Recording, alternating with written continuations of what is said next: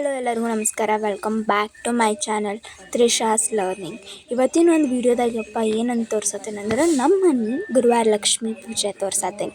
ಈ ಪೂಜೆದ ವಿಧಾನ ವ್ರತ ಏನಪ್ಪ ಅಂದ್ರೆ ಡಿಸೆಂಬರ್ ಒಳಗೆ ಮಾರ್ಗಶಿರ ಮಾಸದೊಳಗೆ ಏನಪ್ಪ ಅಂದ್ರೆ ದಾನಮ್ಮ ದೇವಿ ಮತ್ತು ಗುರುವಾರ ಲಕ್ಷ್ಮೀ ದೇವಿ ಪೂಜೆ ಮಾಡ್ತಾರಂತ. ವ್ರತ ಮಾಡ್ಬೋದು.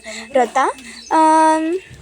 ಅದಕ್ಕೆ ನಾವು ಇವತ್ತು ಗುರುವಾರ ಲಕ್ಷ್ಮೀ ಪೂಜೆ ಲಾಸ್ಟ್ ಕಡೆ ವಾರದಾದರಂತ ಎಲ್ಲ ಪೂಜೆ ವಿಧಾನವನ್ನು ಇವತ್ತು ನಾನು ಒಂದು ಸ್ಮಾಲ್ ವಿಡಿಯೋ ಒಳಗೆ ತೋರ್ಸತ್ತೇನೆ ನೋಡಿರಿ.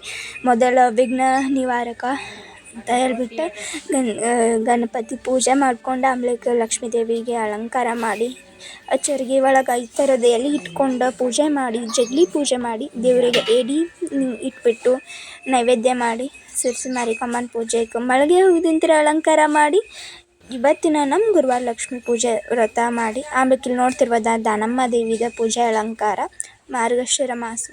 ಆಮೇಲೆ ಇಲ್ಲಿ ನಮ್ಮ ಆಡು ಮರಿಗಳು ನೋಡ್ರಿ ಹಳ್ಳಿ ಅಂದ್ರನ ಹಂಗೆ. ಆಮೇಲೆ ಎಲ್ಲರಿಗೂ ಕರೆಸಿ ನೀವು ನೋಡ್ತಿರ್ಬೋದು ಊಟ ಕೊಟ್ಟು ಆಮೇಲೆ ಕೊಳ ತುಂಬಿಕೊಳ್ಳೆಲ್ಲ ಕ್ಲಿಯರ್ ಕಾಣ್ತಿರುತ್ತೆ. ನೀವು ಕಡ್ಲಿ ನೀವು ನೋಡ್ತಿರ್ಬೋದು. ಇದು 3 ತಿಂಗಳದ ಬೆಳೆ 3 ಮಂತ್ಸದ್ದು. ಆಮೇಲೆ ಇಲ್ಲೆಲ್ಲ ಕೋಕೋನಟ್ ಟ್ರೀ ಮತ್ತು ಮಾವಿನ ಹಣ್ಣಿನ ಸೀಸನ್, ಕಡಲೆದು ಸೀಸನ್ ಅಂತೂ ಬರತೈತಿ ಈಗ ಸಂಕ್ರಾಂತಿಗೆ.